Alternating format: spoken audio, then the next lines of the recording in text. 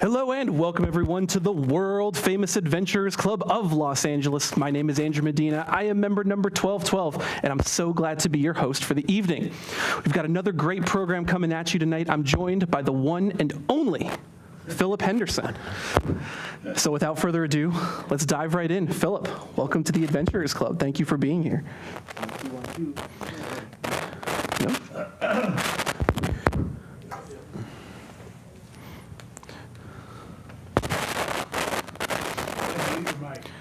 Use it now? Go ahead and mute your other. I think it's working now, but. All right, well, technical difficulties notwithstanding, here we are. Philip, Okay. welcome to the Adventurers Club. Thank you for being here. Thank you.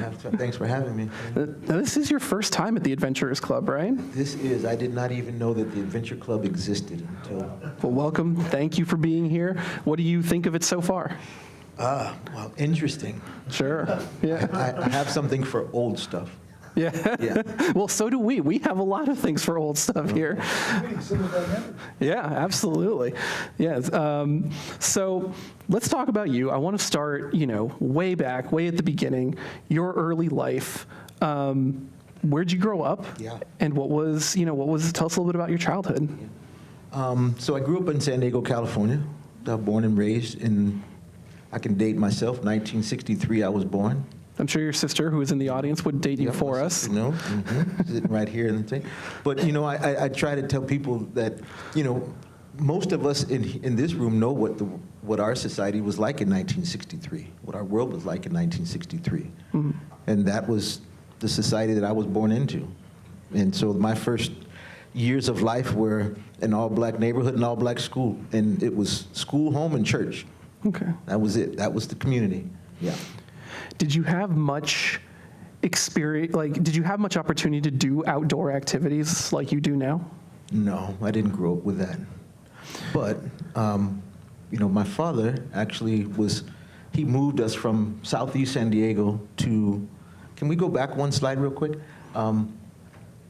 To a place called San Carlos, which is, if anybody knows San Diego, Cowles Mountain. I lived right at the base of Cowles Mountain in 1971, 72. And this was my world after that. I was one black student in an all-white class. Do you think that being the only black student in the white class kind of affected the way that you engaged with the activities you did later on? Yes. How so? Most definitely. Yeah. I kind of found out about nature by default because I didn't like walking on the street. Mm-hmm. I just took a shortcut to get to school. I used to walk to school just so that people know. Most people don't walk to school anymore, but uphill in the snow both ways. Yeah, uphill. But I used to walk to school, and so that was my first connection with nature, because I noticed birds and trees and different plants and so on. Right? Okay. But outside of that, it wasn't something that my family did. Okay. However, my uncle, who's my great uncle, my grandmother's brother, sure, took me fishing when I was about 8 years old. Yeah. He was my uncle. He grew up in Mississippi, so he was, at that time, he was about the age that I am now, back then, when I was 8 or 9. Mm-hmm. Right? And he sat in a chair, he chewed tobacco, and he had a bamboo rod with a bobber on the end.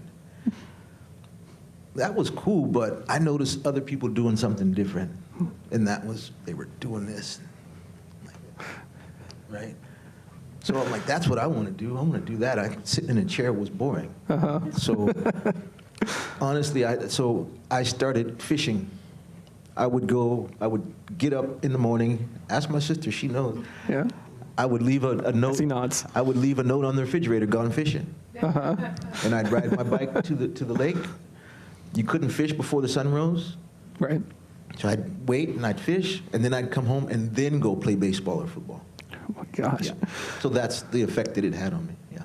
Okay. So baseball and football, we spoke a little bit before the interview, those were your big focuses growing up. Yeah. But all of that changed in college. So what happened then? Yeah. So I was in college. I moved from San Diego to the Bay Area. I was in college, and I fractured a vertebrae in my neck.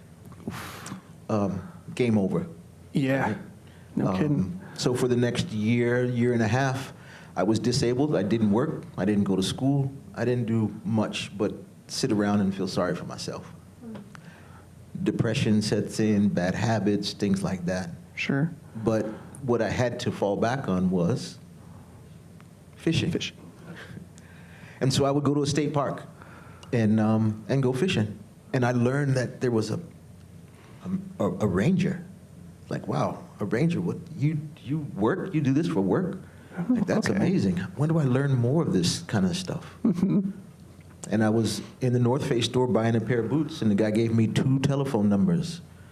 One to Knowles, which is a National Outdoor Leadership School, and one to Outward Bound. Oh, yeah. And so I had to call. Oh, yeah.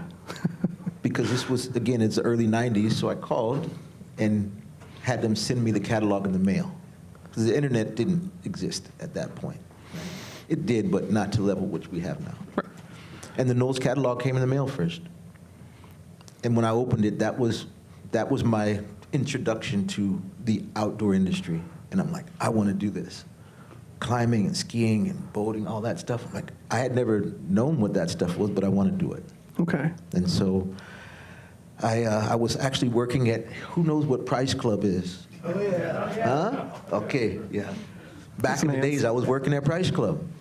I quit my job, and I said, this is what I'm going to do. And so I went and took a 3-month course with Knowles, with the National Outdoor Leadership School. And that really gave me the foundation for what was to be my career in the outdoors.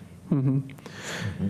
And so as a result of that, you started doing whitewater rafting? Yep, my first job was whitewater rafting. Wow, yeah. Okay. Yeah, I can tell you a story about that one. Please, yeah. Yeah, I was in I worked at REI, actually. Oh, yeah. Okay. I was just standing at the cash register, and a guy walks up and said, hey, do you mind if I put some of my brochures here? And I just heard him say that, and I looked at it, and it was whitewater rafting. Well, when I was a student, I hated whitewater rafting. I hated the kayak. I didn't, like, and I asked myself, why am I asking him this? Like, I spend more time upside down in a kayak than I did right side. And so he just said, hey, here's my number, give me a call. Uh-huh. I called him. I went out in the river once with him. He let me guide a couple rapids. And then in the day, he said, look, I'll give you a boat. You get your own people. And if you get 3 clean runs down the river, I'll give you work. Okay. Well, it was hard for me to find people to go whitewater rafting because I didn't know anybody who liked whitewater rafting. Right. So I went, my folks that I worked with. Mm-hmm. I remember a woman coming in to REI who was just visiting her sister, and she was like, hey, what is there to do? And I was like, you want to go whitewater rafting? So I got 2 runs down the river, and the next weekend, Jim calls me and he says, hey, can you work? I'm like, yeah, I can work, but I only got 2 runs in the river. He's like, don't worry about it. The guide said you'll be fine. And that's how I got my first job guiding whitewater.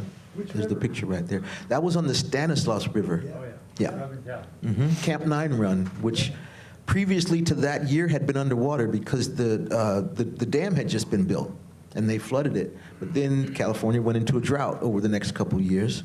And so the river came back. And so I actually had an opportunity to guide on a section of river that a lot of people never had the opportunity to guide on. Yeah. Apart from your uncle in those early years, did you have any other sort of mentors or role models, in the early part of your career? In terms of outdoor stuff? Yeah. Zero. Nothing. No. So it was Didn't all know anybody who did it? Nothing. So it was all you. Yeah. You had to teach yourself everything. Well, no, I took a course at Knowles. Sure. That gave me that foundation. But then after that, it was up to me to follow up on that. Yeah. Right? And so I got a job at REI. I guided whitewater in the summer, and then I taught skiing in the winter. Ah, okay. Right? I went to Tahoe, and I worked at Homewood. I was a ski instructor. Okay. And so that's what I did. And I did that for 2 years. I worked almost 7 days a week. Wow. REI Monday, Tuesday, Wednesday, maybe Thursday, and then I'd go guide whitewater. And then when winter came, Monday, Tuesday, Wednesday, Thursday, and then I'd go to Tahoe and teach skiing Friday, Saturday, Sunday. Wow. So you were busy. I did that for busy 2 boy. years. Yeah. All right. Yeah. So how did you make the transition from doing that kind of, outdoor adventure sports to mountain climbing? How'd that transition happen? I didn't know what I was getting into. That's why I put this photo here, because looking out in the distance, like, I don't know what I'm getting into. I didn't know what the future held. Uh-huh. So I worked a couple years, probably 94 to 98, 99. Okay. And then in 2000, I actually got an opportunity to go to Kenya. And that's really where I started my high altitude mountaineering. Yeah, it was in Okay. Kenya. And what was the expedition in Kenya? So Mount Kenya, Sure. yeah. And I was, again, working for Knowles at the time, and so I was leading, 1 month long backpacking trips on Mount Kenya and climbing up to 16, 17,000 feet. And what was the preparation like for that, Yeah. you know? Well, you get a group of people together, you look at the maps, and you say, this is where we're going, get all your gear, and you go. How did you prepare, like, what was like the mental preparation process like? You know, mentally, well, it was my job, right? So I was used to doing this. I was leading, month-long backpacking trips. I was leading 2-week-long whitewater trips, or I was leading, 2-week-long winter camping trips in Wyoming. So the mental aspect of it for me was easy because it was Interesting. work for me all the time. Okay. But when you go, the biggest thing for the mentally is that you can leave everything else behind. Like all the things that we have at home, you just leave it behind, right? Get all your stuff together, and as soon as you get on that bus, nothing else matters. All the stuff at home doesn't really matter. All that matters is what you have in your backpack. Yeah. And if you have it, you're carrying it, and if you don't have it, you're not getting it. Make do without it. And you do without it, yeah. Yeah. And so the mental preparation, it really, there's a lot of prep that goes along. You got to dot all your I's and cross all your T's Sure. to make sure you have things that you need. And then you go, and then it's easy from there, yeah. And is there any sort of mental drain difference in different types of environments? Oh, yes, for sure. Okay. Yeah. When it's warm, you don't get mentally drained. Okay. When it's cold, you're always thinking about how can I keep myself warm, right? Or in my case, I was always responsible. Most of the time, I was responsible for somebody else, and so that responsibility keeps you on task all the time. Okay. Yeah. Yeah. So one of your first big expeditions was Kilimanjaro Yeah. in 2000. Yep. So what made that one special? Has anybody else been on Kilimanjaro here? 97. 97. How many days you spent on Kili? It was a 7 to 10 day expedition. Yeah. What about you? 7 days. 7 days. County Excellent. ground. Right. I The special thing about me for Kilimanjaro, we spent 21 days on Kilimanjaro because it was a training trip for porters and guides and rescue rangers. Okay. We started hiking in the forest, Yeah. where most of those guides never have to do that. They get driven up to a gate, and they start hiking from there. Right. And so we spent almost twice as long on the mountain and training those folks than most people do. Yeah. Okay.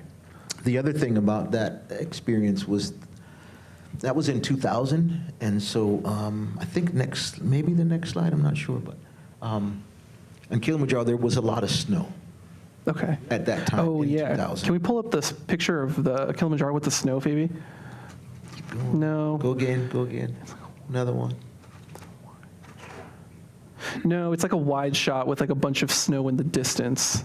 It's not close up like this. Keep going. I'll tell you when to stop. see the snows of Kilimanjaro. Go again. But the reason we're pulling up this picture, Philip, is because there's no more snow. Right. There is some snow on Kilimanjaro at this point, and what I have to compare it to is that was in 2000. I was just on Kilimanjaro 2 months ago. Right. For the third time, by the way. So 23 years in between, and the amount of snow that was there in 2000 is gone, for the most part. Like there is almost no snow on Kilimanjaro. But now Mount Kenya, because Kilimanjaro is one of the 7 summits, people go there all the time, but not many people go to Mount Kenya. The permanent snowfields that were on Mount Kenya when I was there in 2000 are gone, never to be seen again. Right. And so that just gives you an idea of the effects of climate change Yeah. that we don't see. I have something to compare it to because I go back Right. again. Right. Yeah, you have that perspective on That the time. perspective. Yeah. Yeah. Yeah. But okay, so Kilimanjaro in 2000 was one big expedition. What about Denali in 2005? Yeah, and so Kilimanjaro in 2000 gave me that entrance into high altitude mountaineering. Okay. Right? 19,000 feet, Right. as well as Mount Kenya, 17,000 feet. Sure. 2005, I had the opportunity to go to Denali. Real quick, Philip, is this the picture we were looking for? That was the picture you're looking for, yeah. Those snowfields that you see on that mountain are no longer there. Yeah. And that's the effect, you say, of climate change. Yeah. Yeah. Yeah. I'm And sorry. Sorry, go ahead. so yeah, 2000, that gave me the foundation for high altitude mountaineering. Okay. When I was in Kenya and Kilimanjaro. Mm-hmm. 2005, I went to Denali for the first time. Yeah. Same thing. 2005 was an awesome trip, right? That was also the opening door for me going to Nepal the next year in 2006, Okay. right? So because I had this experience on, high altitude experience in Kenya and Kilimanjaro, and then the high altitude mountaineering and alpine experience on Denali, which is, I think it's probably the hardest mountain to climb. It's much harder than Everest because you don't have help.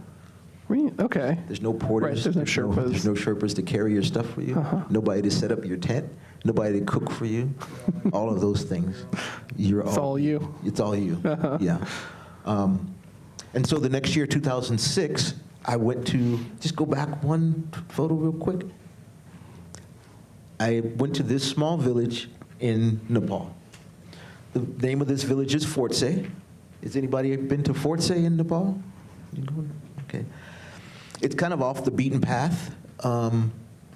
If you were to go to this village in April, you wouldn't find one male under the age of 60 in the village because they're all working on the mountain, Okay. on Everest or other peaks around. Mm-hmm. Yeah, a lot of the strongest and experienced Sherpas come from that village. Interesting. And the reason why I was going there was a friend of mine, Conrad Anker. If anybody knows Conrad Anker, he's one of the most experienced and high caliber mountaineers in the United States, if not in the world.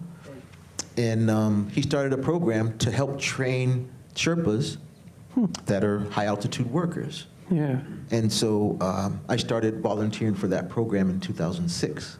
Oh, okay. And so I ended up going to Nepal in 2006, 2007, 2009, 10, 11. I went to Everest in 2012, went back in 2013. Yeah. And what is the training program like for Sherpas? Because I feel like we just sort of take it for granted that they're just there and they carry these incredibly heavy, loads up the mountain. But Right, yeah. I don't think a lot of people, I certainly don't, think about like what is the training that goes into becoming, a Sherpa. Right. So the thing about the Sherpas is they're strong as oxes, probably the strongest human beings on the planet. Yeah. Right? But they don't have the technical experience. We have programs we can go to learn technical skills. We have friends around the corner that will take us out and go climbing, where in Nepal there are not many training. There's one that I know of that's by the government, the Nepal Mountaineering Association. Mm-hmm. But outside of that, there are no programs to train folks, right? And so when you look at the hierarchy of how people go to the top of the mountain, and some people are cooks, some people work in Camp 2, and some people go higher in the mountain. But I'll give you an example. My first year, 2006, I had 2 students that had summited Everest 9 times, right? But they didn't know how to tie a basic figure 8 knot that you use for climbing because they had never been taught, Right. right? They had only been given what we call a cow's tail, so that you can clip yourself to a rope. Sure. Yeah. Somebody put it on their harness, tied the knot, and then duct taped it. So that they can't untie it. Yeah. And so they know to clip into this rope. They don't have to tie anything up, and then that's what they did for a number of years. But when the program started, the reason why it was started was that Sherpas, the mortality rate of people from the Sherpa community is at least 4 times that of Western climbers. Right. It's I guess because that when makes people sense. get in trouble on the mountain, who is it that has the ability and the strength to actually perform a rescue. Yeah. It's the Sherpas that are doing it. Yeah. Most of the time, not Westerners that are doing it. Plus, I just feel like they're on the mountain more. Yeah. You know, like Westerners, okay, we're on the mountain like maybe like once or twice ever. Like, As well as, you know, we talk about and we'll look at photos later on in going through the Khumbu Icefall. And for every one time I go through the icefall, my Sherpas are going 3 times. yeah. Just to set up our camp, to carry oxygen, those kinds of things. So they're exposing themselves to risk much greater than we are. And so that's why we're giving them that training so that they can manage the risk. They can make decisions for themselves on, is this safe or is it not safe? Right. Right. And so that's why that program was started. How do you teach a Sherpa to like maybe override some of their instincts? You know, it's like I would do. They think I would do this just from experience, but that's not like really the safest way. You know. Right. Yeah. Well, it's not about overriding Sure. what they already know, because they know the mountain better than anyone. Right. Yeah. But teaching them giving them the skills that they can add to what they already know, I see. that was the key. Yeah. But the biggest thing is that in the Sherpa language, there's no word for leadership. So trying to teach leadership to someone who doesn't have a word in their language for it, it's pretty hard. But that's also has been the culture of climbing. It's like they don't need leadership. They need someone else to just tell them what to do. Right. And we want to try and change that. Okay. Get them to think for themselves. And so now, in this day, 2023, you will see a lot of the top guides. I mean, you've watched anybody watch 14 Peaks here? You'd see the top guides and so on. They're Sherpas that now have experience and training and skill. There's another group that's called the Icefall Doctors. Okay. Anybody know about the Icefall Doctors? Seeing nods. Yep. The Icefall Doctors are, so again, the Khumbu Icefall is the most dangerous place on the mountain, but you have to go through it. Well, the Icefall Doctors are going into the icefall and setting up all the ropes and all the ladders and all of that stuff every single day. So this ladder, I didn't do that.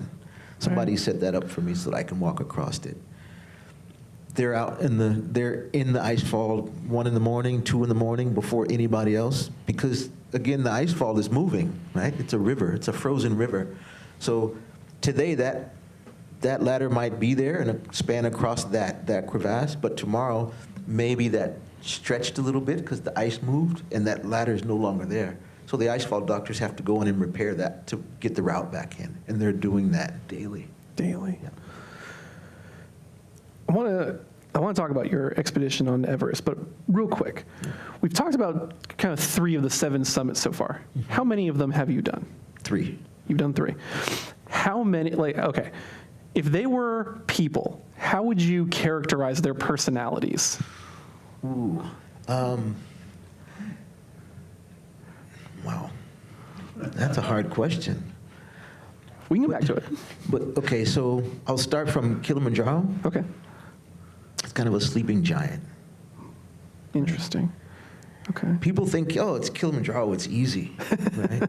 It's not easy. It's not hard, but it's not easy. Sure. It's still 19,000 feet. You still have to put one foot in front of the other. You still have to train for it, right? So I think people get kind of sandbagged in a sense. So I call that Kilimanjaro is a sleeping giant. Because people sleep on it and then it kicks their butt. Yeah, and it kicks their butt. Gotcha. All right. I'm with you. Denali is the monster.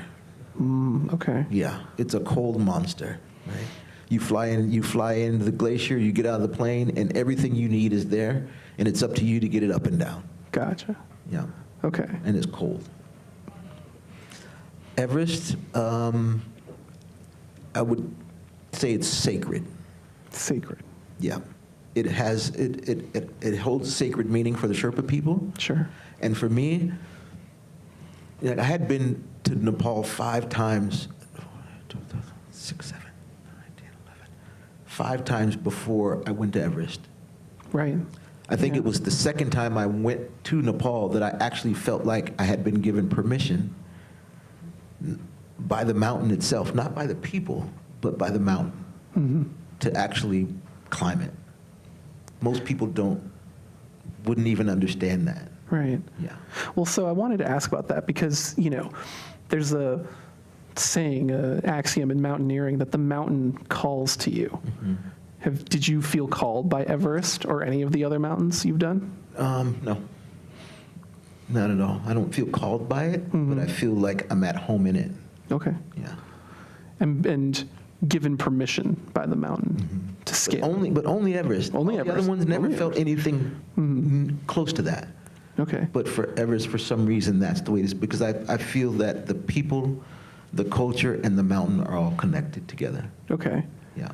So I guess maybe because of that connection, you feel like it's more of like a living entity almost. Yes. And that's the way that the Sherpas look at it as well. Sure. Chomolungma, which is the name that in the Sherpa language, Sagarmatha is in the Nepali language, and Everest is the one that we use, right? So Chomolungma is the goddess. It's the goddess mountain. That's the way they look at it. Yeah. So the first time you went up Everest was in 2012? This was in 2012. Okay. And this is your team at that This time? was our team at that point. It was a part of the North Face National Geographic. It was a commemorative climb, which was commemorating the first American expedition that had happened in the year I was born, Oh, neat. 1963. Uh-huh. You all know of the first American expedition, right? So that was Was that a Whitaker? Jim Whitaker, yeah. Jim Whitaker. Yeah. That was in 1963, and so it was a commemorative expedition. And if you go to a bookstore, if you look online, there's a book now that's called The Call of Everest, 50 Years of Everest, and what they do is they compare all the things from 1963 to how things are in 2012, 2013, 50 Sure. years later. Right. Yeah. And so it's a really great book. Yeah, you can check it out. So what were some of the biggest changes that you saw, that you were conscious of? In 2012? Yeah. From the earlier expeditions? Yeah. Clothing. Okay. Back in those days, even when I started in the early 90s, most of the clothing that we wore was wool. Right. Wool pants, what we call Dacron, which is it's synthetic, it's not down. Okay. Yeah. But just big, bulky, heavy stuff. Sure. Right. In this day and age, things have changed so much. It's really light. Right. Not very durable, but Interesting. but very light. Yeah. And in this picture, you can I feel like it's more on the wool side, right? Or is this a little bit more like slimmed? No, this is more on the slim side. 50 Gotcha. years ago, everything would have been in wool. I feel like even it's even more slimmed down now, Yeah, more so down now and so on. So Is that you in the front? that is me in the front. Yeah. Because you were the expedition leader for that, right? I was the expedition leader for that, to be honest about it. And I didn't know why. Because the people on that expedition, if folks are into mountaineering, they would know some of these names. And I don't like name dropping, but when you understand the caliber of people who were there, with Conrad Anker and rest in peace, Hillary Nelson, who just died last year in a ski accident in Nepal as well. Emily Harrington, Sam Elias. These are all North Face athletes. And then there was me. Right.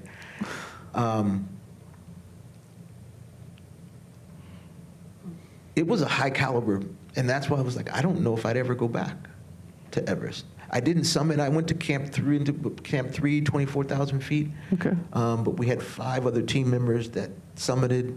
2 folks summited Everest and Lhotse, and then 1 team member summited with no oxygen. Wow. To okay. me, that's success, and we all came home, right? Yeah. Why would I go back to Everest? To summit? There's many other things to do in them, but I'm not about summit. Sure. But I always knew that I'd go back but I just didn't know what reason I would go back for. So. All right. So that perfectly brings us to 2023. So let's talk about Full Circle. How did that trip start out? It started back before even this expedition in 2012. It probably started about 2009 or 10. Okay. And Conrad and I were talking, and he was like, man, you've helped train the Sherpas and so on. It'd be really good to get you on the mountain with these guys. So I went to Everest in 2012, I said I'd go back again, and Conrad and I talked about, man, maybe an all-black expedition would be awesome, but we just didn't know any black climbers at the time. Really? That was in 2012. Okay, yeah. Wow, that's amazing. Yeah. I knew of a couple, Yeah, but not enough to build a team, sure. right? Next year, 2013, actually, I went to Denali again in 2013. Okay. Okay. Can you go back a couple slides? Keep going. Keep going. You'll know when you get to Denali. Back again. Keep going. You'll see a monster. Back. Keep going.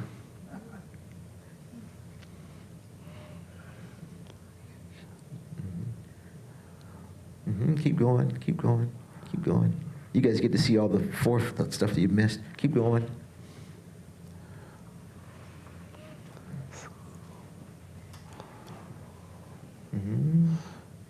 Couple more.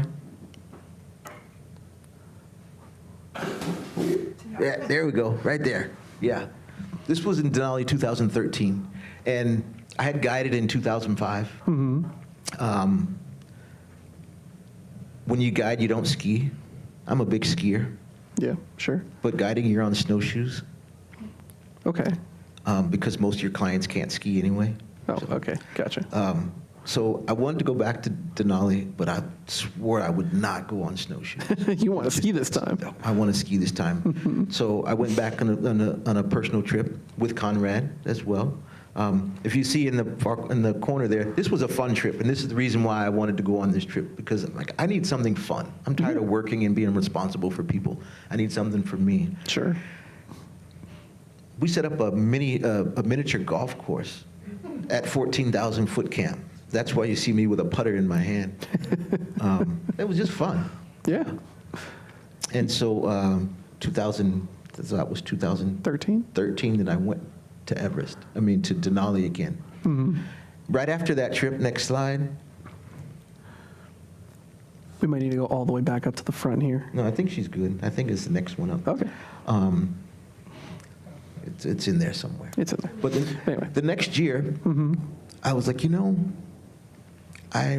my daughter's 5. I need to be doing these things with her. I Okay. need to be going and spending time outside with my daughter. Yeah.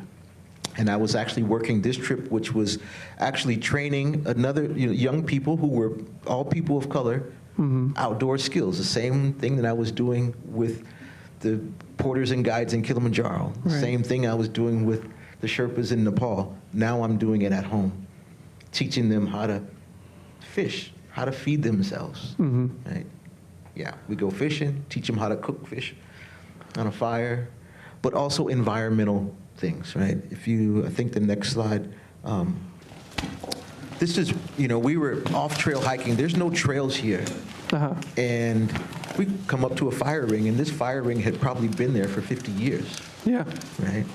Yeah. And so what we want to try and do is take away all those rocks from that fire ring so that it looks natural again. So anybody walking by will go, oh, they still feel like they're the first And like ones that one, see that that big walked in round that right? place. So Yeah. take that one and actually. So that's what sit- we're doing there. Like sit it somewhere like it's, as if it was sitting natural, so that the brown side isn't facing up. Yeah. Yeah, just like that, that's good. And so after this trip, I was like, I should be doing these things with my daughter. Nope. So I made a drastic move, and I moved to Chile. Oh, okay. I moved to Patagonia Yeah. because I could work there, and I wanted my daughter to know something else besides life in America. Sure. I wanted her to have that at a young age, and so I moved to Chile. These pictures here actually were, I took her to Nepal with me the year before in early 2013. Uh-huh. And she rode a horse for 4 days to get to the village. Wow. That was she was too young to walk Sure. all the way. But she had been being outside and so on, as you can see, since she was 1. Before she could walk, she was out in the snow and so on. So she's a trooper. She's used to it. Yeah, she was used to it. So after that year, I said, we need to go do something else. And so I moved to Chile with my daughter. I was a single father for the next couple of years. My wife was in school. Next slide, please. Right now, We talked about fishing. Yeah. we're gonna put some yummy stuff around them because they don't want the fish just like that. No, just nothing. They want So young but so wise. You don't want the fish like that. No, you don't want it. You got to put the yummy stuff on it. But I wrote an article not long ago, and someone asked me, like, what was the most important thing that you could pass on to a young person, to your child? Yeah. And to me, it was fishing. Because it was passed on to you. It was passed on to me. Yeah. And I think that that's a skill, like, you can feed yourself. You could live if you know how to fish. Mm-hmm. And so that was the goal. Yeah. I didn't realize that she was watching everything I did.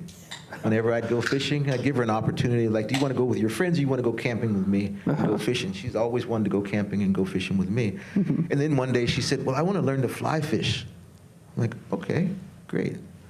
And so there was another photo I have, and she was standing on the bank, and I taught her how to fly fish, and asked her at the end of the day, how was your day fishing? She's like, that was fun, but I want to fly fish. I'm like, you just did. She's like, no, I want to, like, stand in the water. Like, Oh. okay. Okay. So I found a place where she could go stand in the water and actually fish. So at 5, I think she was 6 years old at this point, and she was a pretty good fly fisher person. Sure. Yeah.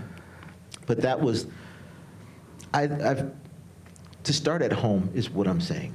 Yeah. Right? Teach young people. You start with your own children. If you don't have children, take your nephew, your niece, take the next door neighbor, someone, but give them that foundation of being comfortable outside Yeah. and enjoying being outside. Yeah. Yeah. Being comfortable with, like, just life and Yeah. the outside world. Absolutely. How long were you in Chile for? I was there 3 years. 3 years. Yes.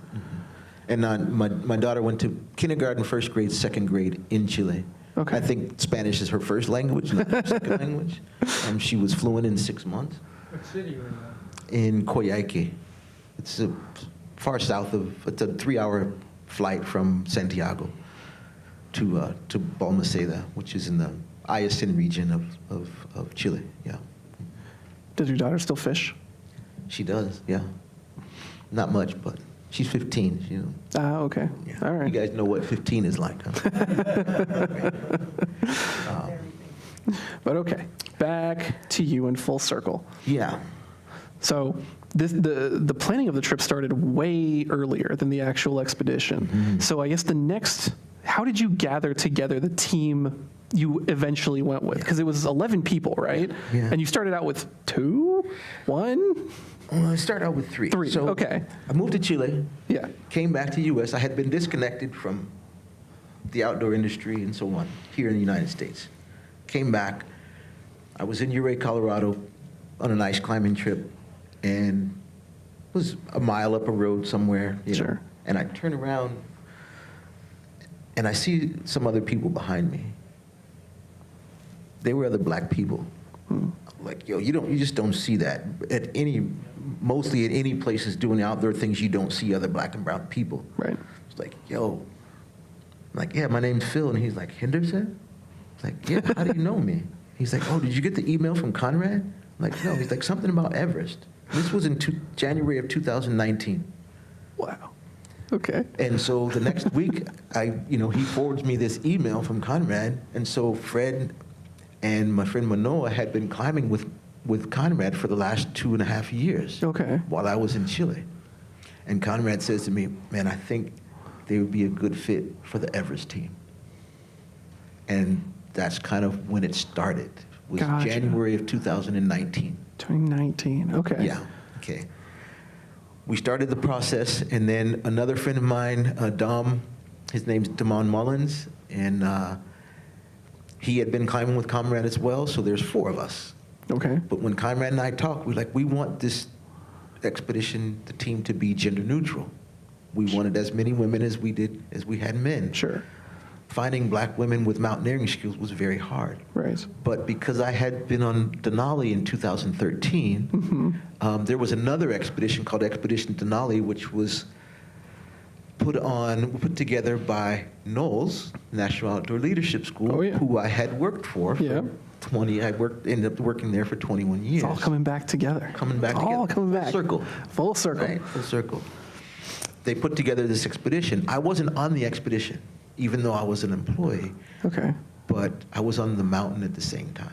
Gotcha. Okay, so some of the folks on that expedition who I know, Rosemary Saul and Adina Scott, were two women on that expedition. Mm-hmm. So when I started looking at female team members, I went straight to those two because I knew what they brought. Yeah. Rosemary, this was 2019, so Rosemary and I, different trips, different teams on Denali, but at the same time. When I was in Chile, she was actually in a fellowship with Knowles. Mm-hmm. She came to Chile and we spent time together Oh, neat. in South America as well. Okay. I ran another expedition on Kilimanjaro in 2018. Okay. And I had more female clients than I had males. Fascinating. And I wanted a female guide. Yeah. Who did I turn to? Rosemary. So Rosemary and I spent time on Denali, in Chile, and on Kilimanjaro together. And so I called Rosemary and like, hey, I got another expedition for you. Mm-hmm. After I talked to her about her life for 10 minutes and she was about to go, and I said, oh, wait, one more thing. Do you want to go to Everest? And she, what? But yeah, I threw that Yeah, out. all right. So that was almost a year to the day that I met Fred in Ouray, Colorado, 2019. January of 2020, I was again in Colorado climbing ice in Ouray. Okay. I was at the hotel in Dog Park, and I turn around and I see this person with their dog. He's got long dreadlocks like me. Uh-huh. I'm like, yo.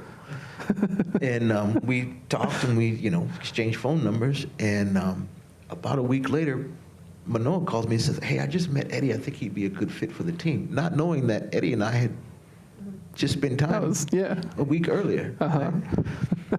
We shared numbers. We went out and spent a day backcountry skiing, Eddie and I, together. Okay, very nice. So I threw the project at Eddie. And the biggest thing there is that I told him I was 95% sure that this expedition was going to happen.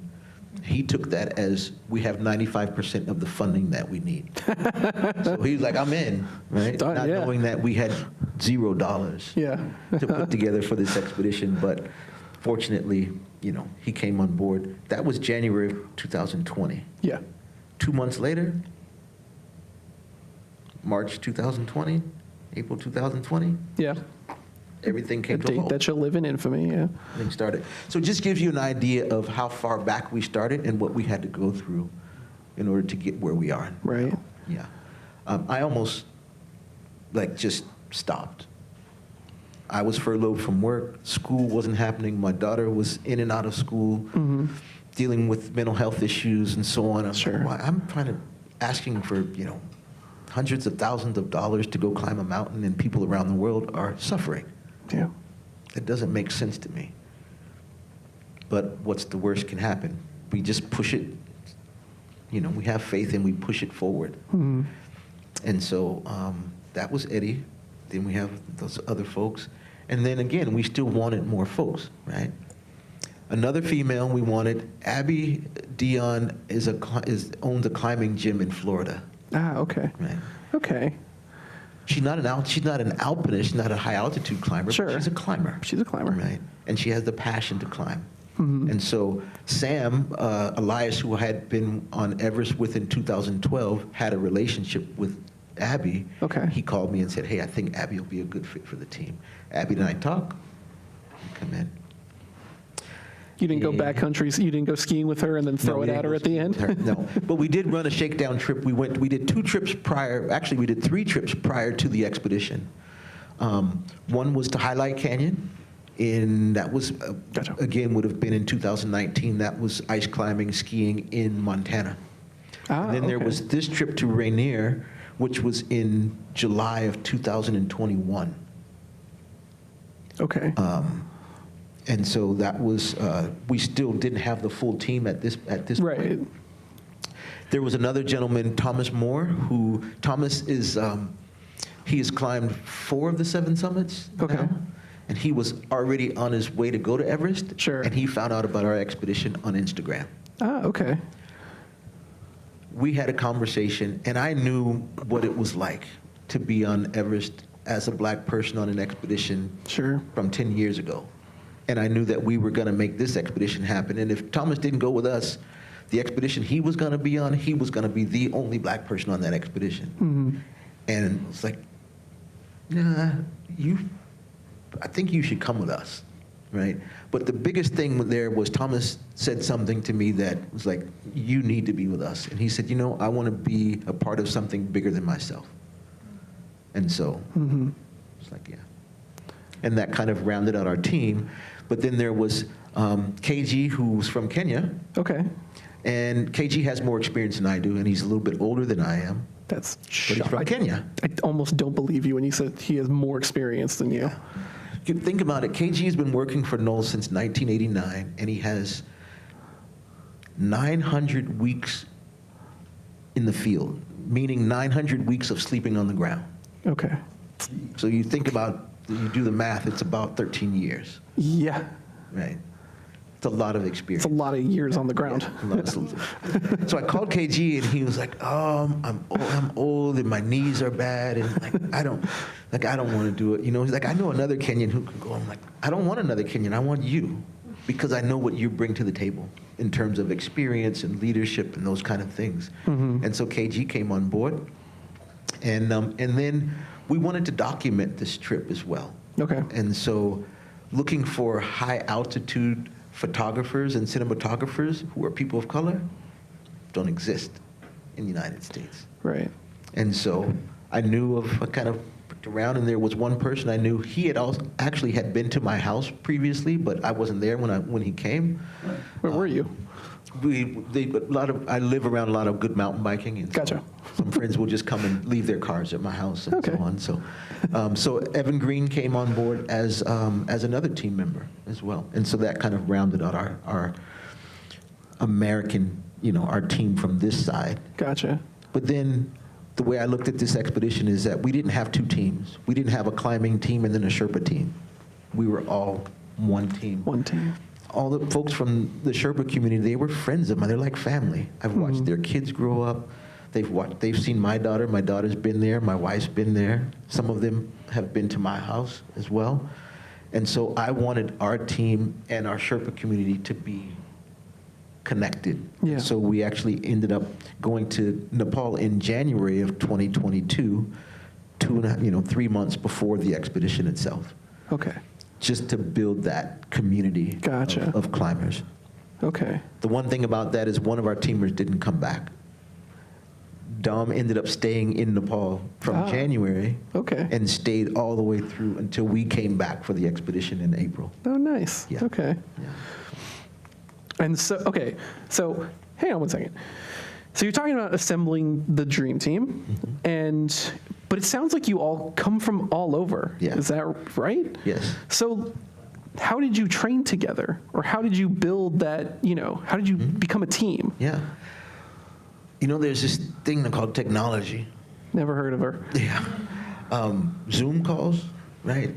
That kept us together through that whole period of time, right? We were having Zoom calls on Sundays and Wednesdays every week Okay. from October of 2021 actually October of 2020 Okay. until April of 2022. Every week we were on a call. Yeah. Wow. As well as the training trips we did to highlight Rainier and Nepal in January of 2022. Okay. But the biggest thing for me is that all of us had experience, right? We had all been on at least one or multiple 6,000 meter peaks. So Denali, Kilimanjaro is not quite 6,000 meters, but it's close. Denali, Kilimanjaro, Aconcagua. Okay. Most people had been on at least two of those peaks. Okay. And so they knew the game. They know about high altitude and so on. So for me, the training part was easy.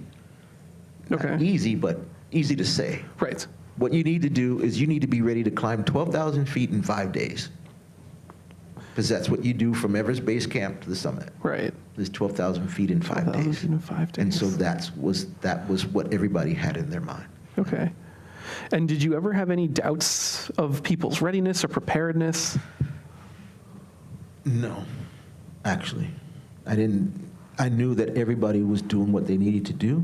In my heart, I knew that we were experienced and that it's not just that. Because Everest is, again, we have a Sherpa team, we have support, so there's not a lot of work that you need to do, but it's still high.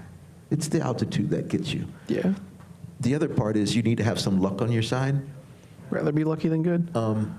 I tell people all the time, it's not about if you get sick, it's when you get sick. When you go to Nepal, I don't know if you folks who had been to Nepal, if you experienced that or not.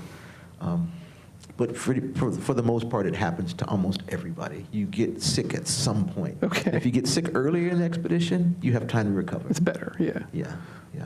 But for the training, it was, we all knew what we needed to do, and other team members also reached out to other folks. Like Eddie lives in Boulder, Colorado. There are probably 50 people who have climbed Everest in Boulder, so he has a lot of resources to talk to on a daily basis, right. or whenever, So, yeah, it was pretty cut and dry on what the goal was and what you needed to do, and everybody knew what it was, yeah. And so when you actually got onto the mountain itself with that group, what was that like? For one, the hike into base camp, a couple of things. One is, you remember I said Dom had gone to Everest, had gone to Nepal and didn't come back? Yeah. So he was telling people, like, oh yeah, I'm here, I'm gonna go climb Everest, and I have like another whole team of folks that look like me that are gonna go to Everest, and nobody believed him. Because they hadn't never seen a group of black people go to Everest before. Right, yeah. Right? So nobody believed him. When we got back, there was hype. I mean, I don't know if anybody in the room followed our expedition pre-expedition, but there was a lot of hype. Like, people knew what was happening. Yeah. And so, unlike all the other times I went to Nepal, this time, like, people were looking like, and then, oh, you guys, the Full Circle Everest team? Like, yeah. Oh man, we've been followed. So the support that we had outside of our own group, and this came from every corner of the world, from France, from Italy, from Nepal, just so many different, from Kenya. We had people coming into our camp who had hiked to base camp from Kenya just to see KG. Like, that was the inspiration for them, and now they want to go climb Everest. Right? Wow. Yeah. So hiking in for us was just very supportive, but then once you get there, it's game on. Right. Like, you realize, and people looking at the mountain, it's like, yeah, this is real. Yeah. And so, were there any moments of doubt on the mountain, or did everyone? How was the ascent itself? The ascent itself, a couple of things. One is for acclimation. We have to do, numerous rotations through the ice fall and up higher in the mountain, because you have to climb high and sleep low. So you go up higher, and each time you go a little bit higher and come back down. We minimize the times that we actually go through the ice fall by climbing neighboring peaks for acclimation. Okay. So Gotcha. There's one that's just right out of base camp, Pumori. You can go to Camp 1, which puts you at almost 19,000 feet. Gotcha. Or you can go down and climb another peak called Lobache, and it's 22,000 feet or so. So that kind of breaks the team up a little bit, and gives you a little bit more experience of just the big group, right? More like a personal trip in a sense. Yeah. And then outside of that, it's doing rotations. And we did have one team member, when on the summit push, got to Camp 3 and fell ill and needed to be, brought down. But outside of that, everybody did really well. And real quick, I just want to ask for folks watching, why is it that you climb high and sleep low? Yeah, it's the altitude. In order to adjust to the altitude, you have to expose yourself to higher altitudes where there's less oxygen, basically.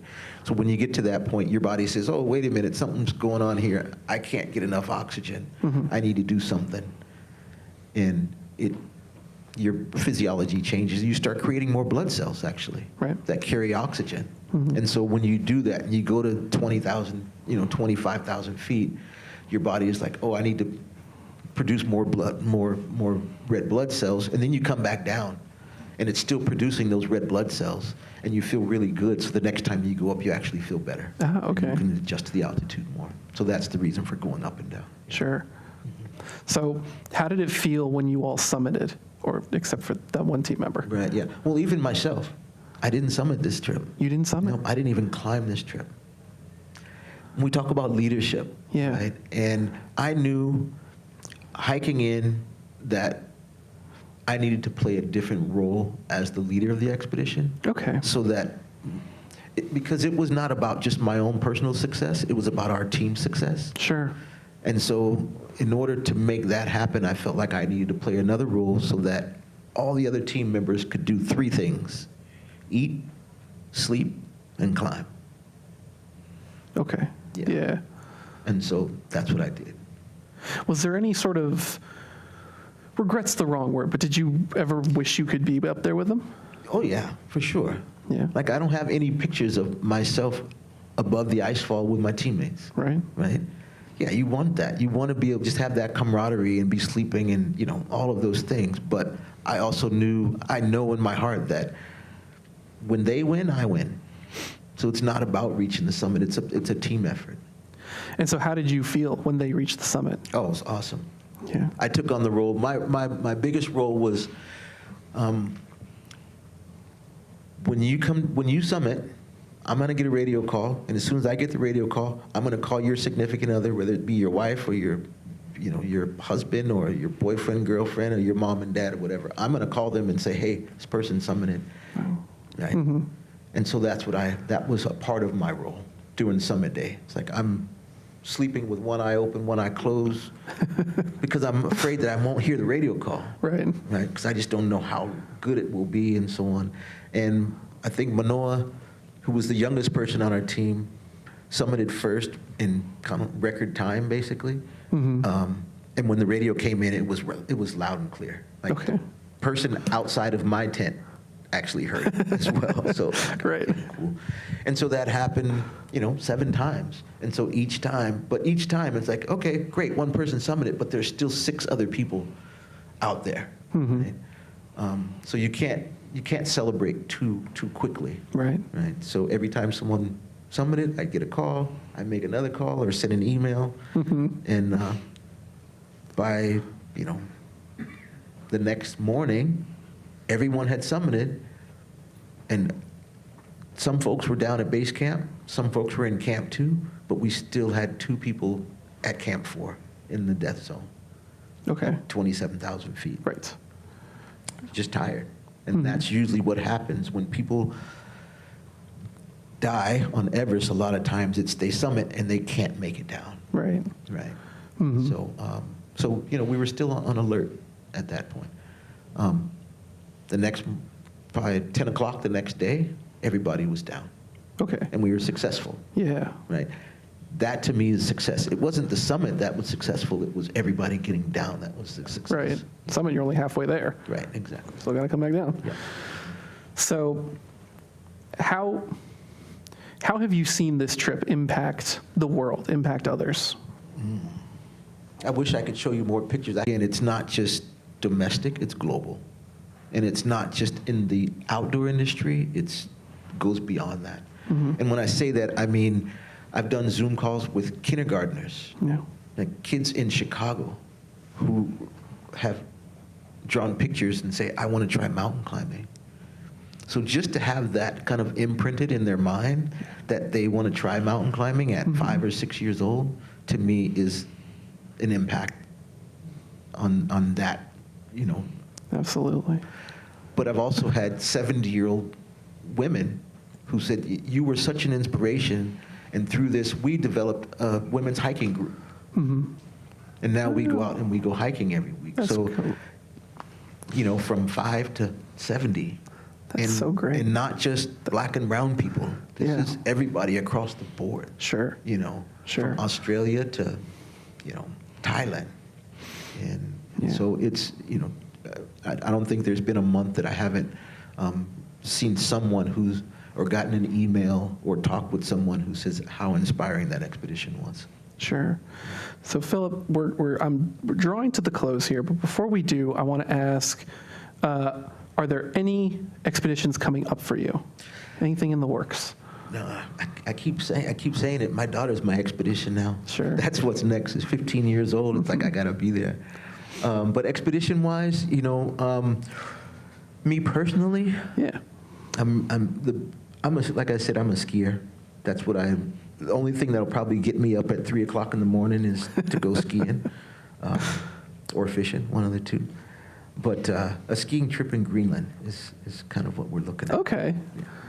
We had a speaker a couple weeks ago, Sarah Safari, who did something very similar. So maybe we'll connect the two of you. She can talk about her experience. And then I think the only other thing I had was, are there any organizations, any people, anyone you'd like to shout out for their role in helping you In our get to Everest? expedition? Yeah. Yeah, I mean, gosh, just the Sherpa community, again, it's like, it doesn't happen without them. Yeah. Those folks are like family to me. Unfortunately, they can't be involved in these things. Actually, I just got an email today, or a text just a few minutes ago, that a friend of mine, Tenzing, who was on the mountain with us, is here in the U.S., and he'll be with me in Memphis in a couple days. Oh, nice. And so we get to see him, and spend some time with him. That's so great. But yeah, the Sherpa community is huge. And then just, our sponsors. And when I say our sponsors, it's not just the corporate sponsors. Mm-hmm. That was one thing. But we had a GoFundMe page, and over 500 people donated, whether it was $5 or $100 or even more than that. Yeah. So just all of those folks out there who can see this or who are sitting here that donated even a penny to our expedition, it's like it wouldn't have happened without that support. So Sure. those are the folks that I give shouts out to. Yeah.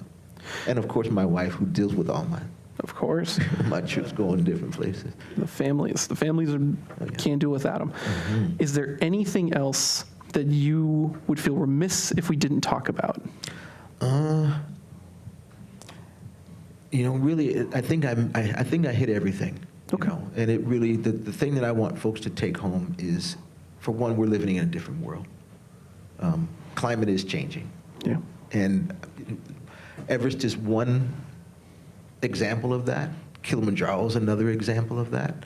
Denali is another example of that. Yeah. I've been to all three of those mountains in the last 10 years, and I've seen the effects of it, and so with my own eyes. And so that's something that I think that we all need to just be aware of.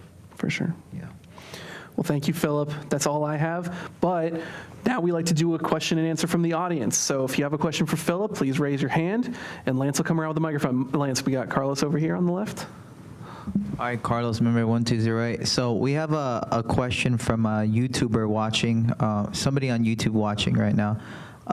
For Kilimanjaro specifically, but maybe more in general, he says, is there a best way for people to travel in the outdoors that minimizes impact on the environment and honors local and indigenous communities? Yeah. Oh, yeah. The first one, in terms of less impact on the environment, there's a lot of things there, but just be aware of what you're carrying, right? And be aware of what you're leaving. Like, if you take it, bring it back. It's that simple, right? If it doesn't just flush through your body, you bring it back. In terms of the impact on indigenous communities and so on, you've got to connect with them, right? Someone asked me, and one of the easiest things to do there is to learn two things: how to say hello and goodbye. And if you can do more than that, then that's awesome. But the other thing I try to tell people, and I know this kind of sounds strange, but leave your Americanisms at home. Which means that things may not move as fast there as they do here, and that's okay, because you're in a different culture. So try and meet them where they are and not bring your expectations with you. Hey, thanks for coming. David McAlexander, 1199. I wanted to ask about the people stuck in Camp 4 and not down the first night, and the question about the team element of climbing versus, I know, real high altitude stuff. You move at your own pace. You can't stay together. But at what point do you say, oh, my God, we got to go and get Jill? And, how do you also, I assume having a team is having some of the resources, like, hey, we got to ask you not to summit to keep her alive. But can you talk about team versus individual, blah, blah? Oh, yeah. And Everest is funny because people don't realize it, but you can climb solo, right? You don't have to be a part of a team as you're moving. You are in camp, but once you leave camp, you can kind of move at your own pace. And a part of that reason is because you have a Sherpa support with you. You always have somebody else with you. And so you can go at your own pace. However, I'll give you my experience when I was there in 2012. There was a point where I was coming back from a rotation. I was between Camp 1 and Camp 2. Or actually, I was between Camp 2 and somewhere in there in the icefall, right? And I turned around and I looked back up towards Lhotse and I don't see anybody. And I'm looking back down in the icefall and I don't see anybody. I'm just by myself. That's very rare at this point, but I felt 100% comfortable. I'm like, wow, I'm on Everest and I'm by myself and I'm 100% comfortable. But in terms of, like, if somebody gets sick and they need to come down, it's like you always have, the team on Everest is not just your team, it's almost everybody on the mountain. If someone has the opportunity or the ability to help, they're gonna do it, yeah.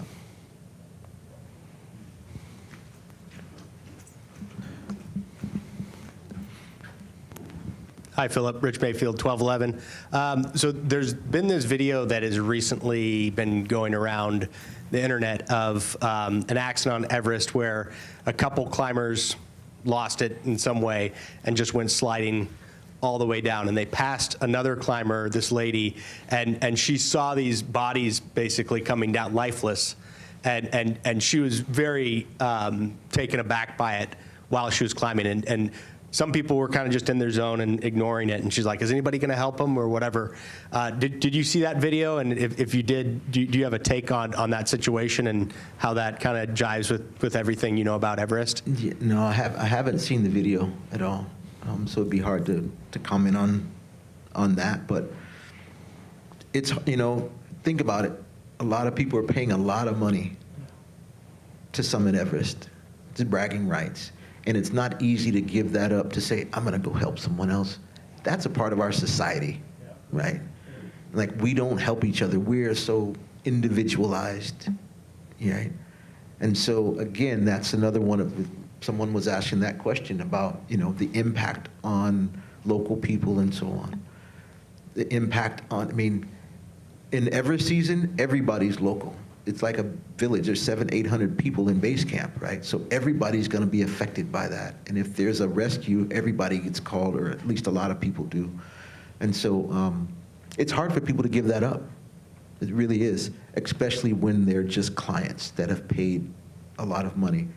Guides who are there every year, and then the Sherpas, just because of their culture and the way they are as people, they're going to help.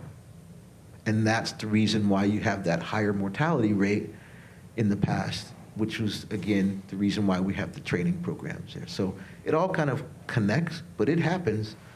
A lot of people will say different things, but somebody fell in Yosemite a few weeks ago, right? It happens. It's a part of the ball game. It's not right, but it happens, yeah. Another question from the audience. Hi, Philip. Thank you so much for this talk. I had a question about, I've never done any expeditions, but I had a question about kind of the funding process, and the time at which you had kind of thought of this trip and pitched this trip was also a very big moment for America in not just the pandemic, but with George Floyd in 2020. And I was wondering, you had gathered all this experience. Was funding easy? Well, it sounds like you had a GoFundMe, but did it at one point intersect at all with things that were happening in the United States at the time? Most definitely. The reason why I give the timeline is because we started in 2019, which was before the pandemic happened, which was before George Floyd murders happened. I know that without people knowing that timeline, they're like, oh, well, this expedition was a reaction to blah, blah, blah, which actually it wasn't, because we had started way before that. It actually made it harder, to be honest about it. You think about it, the pandemic, everything shut down, right? Every company didn't know what their bottom line was going to be. Everybody was really like cutting their spending, and we're asking for people to give us money. But the other side of that is we're asking people to give money to a team of black climbers going to Everest, which has never happened. And if you look in the climbing community, people are like, black people don't climb. So why would I give them money to go do that? It was hard for us. But at some point, I told someone, actually it was our title sponsor, which was the North Face, and I was in conversation with them. Everybody knows what ROI is? Any business people in here? Right? Okay. I asked them to not think of it that way and to think of the return on inspiration, on inspiring people, and that's what we were doing. And it was kind of like we put a key in a lock and turned it, and it just opened the door. For whatever reason, that resonated with folks. And then there was the pandemic that everybody was shut down, right? And what that did was that made people want to get outside. And so when they saw our expedition that we were doing this, it really motivated and made an impact and inspired people to be who they were and to do whatever it is in life they wanted to do, which I was telling them earlier, I went through that at 21 years old when I had an injury. I was like, what am I going to do the rest of my life? That was a life-changing experience. And so I know that that had an impact on people. And we were changing their lives, and so they were willing to support it, yeah. A couple more. Let's come up here first, Lance. Okay. Thank you, Phillips. It's very inspiring, actually. I wouldn't make it to the top, but I hope I can make it to the base camp. So I'm just curious, all the way, like, how many days in total, roughly, all the way to the summit, and then, for people in general coming back down, in general? I think this expedition, the total days, I think it was 47 days, up and down. Mm-hmm. Yeah. Was it faster to come down? It's always faster to come down. Yeah, I mean, you think about it, it was 10 days just to hike to base camp, right? And then you spend, another 35 days in there. And then the way that Everest has changed a lot over, at least from my experience over the last 10 years. 2012, we hiked out, which was 3 days. Actually, we hiked halfway out and then flew out. We actually flew from base camp out this year. We didn't hike. But the story of that is that we all left base camp together. Weather came in, half the team got out and flew to Kathmandu, and the other half of us got stuck in the Khumbu for another 3 days. We've never actually all been together since base camp. Since we flew out of base camp, the whole team has never been together again. Out of base camp, didn't go back to Namche Bazaar? No, we flew. By helicopter? We flew from by helicopter to. Lukla? Not even Lukla. We had a small stop, so we just shuttled people, and then we flew to Cirque, which is just below Lukla. And then weather came in, and it rained for the next 3 days, and we couldn't fly. You took Yeah, shortcuts. and nobody flew, right? Yeah. And it was the same 10 years ago. It was the same after we had hiked to Namche, and there had already been a backup of like 3 days of no flights. And so, like, you could easily have to stay there for a week, or you could hike for another week down below and then hit the road and then get to Kathmandu that way. But the easy way is to catch a helicopter. I'm going to take a question here, Philip. Lance Miller, 1222.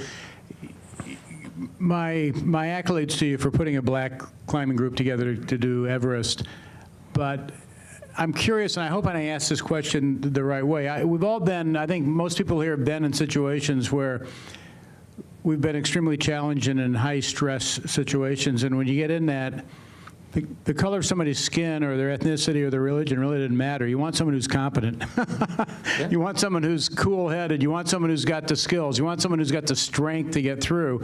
Yeah. And, I'm just curious, in taking your group up there and coming back down and your look at humanity, was there anything that shifted with your look at humanity that you actually accomplished something that, let's say, people of different races accomplished, but because it really wasn't the race that accomplished it, it was the, as Hillary says, it's the man you conquer, not the mountain. Did your viewpoint change in a humanistic way to what it takes to succeed? I mean, for me personally, no, because I know people are people. It doesn't matter what, I mean, Mother Nature doesn't care, right? It doesn't matter what color you are. Like, if you fall, you die, right? If it rains, you get wet, right? If it's cold, everybody gets cold. It doesn't matter what color you are. It's only our society that points out, you're a black climber and you're a female climber and you're this, and we separate people, when really we're just humans. But at the same time, to me, that's the power of nature, is that if you take 4 different people in this room, put them together and put them out on a camping trip, they're gonna have to rely on one another. They're gonna have to work together as a team, and they're gonna have to give and take. And that's what life is about, really. Yeah. One more question. We have another question? Any other questions from the? We got David over here one more time. All right. And I think someone in the back had one there, too. Vincent, I'll go for Vincent. We'll go for I Vincent. just wanted to ask you about skiing in Baldy, if you have an opinion on Mount Baldy. On what, Mount Baldy? Skiing on Mount Baldy. But first, Vincent, what's your question, bud? Just out of curiosity, would you lead an expedition anywhere else in the world? Like as a in the world? Would you lead an expedition anywhere else in the world, was the question. Oh, yeah, for sure. If it pays the right amount of money, I'd go anywhere. No, you know, leading expeditions, I'd like to go to a place first. You know, when you're guiding other people or leading other people, I'd like to be there at least once before going there again. But yeah, I'd go many places if I had the opportunity. It's all about, everything's about opportunity, yeah. If the money was right and you could go anywhere you wanted, where would you want to go first? Probably a canoe trip in the Northwest Territories. Love it. Yeah, and end up in the Arctic Circle. Love it. Yeah. That's awesome. Yeah. Yeah, we have a, anyway. Any other questions? Nope. A simple question. Yeah, we'll get you the mic. It's a little two-part. So what's a day of nutrition? Ooh, you know, 5,000, 6,000 calories, believe it or not. Wow. You know, there's a word I'm looking for, but there's a linear line of Everest expeditions from the cheapest to the most expensive, right? On our end, we could probably eat dalbat every day, meaning you eat rice and lentils almost every day. Okay. Right? That's your nutrition. That's what Nepalis eat every single day. You can survive on that. But we, as Americans, we want something different every single day. And so the bottom line is that you need to eat a lot, and no matter how much you eat, you're still gonna lose weight. Oh, wow. And part two, really quick, other than pharmaceuticals, what do you do to acclimate? As far as food or herbs? Climb high and sleep low. Okay. And drink lots of water. Thank you. Well, thank you so much, Philip. This has been an amazing talk. And for the folks at home, or for the folks on YouTube, please consider liking the video and subscribing to the channel if you liked what you saw tonight. It helps us out a ton. And for the folks in LA, why not come by next week? We do this every single Thursday, and you can meet some of these amazing people in person and ask your questions from our live audience. That's going to do it for us tonight here at the Adventurers Club. Thank you so much for joining us, and we'll see you next time off the beaten path. Good night.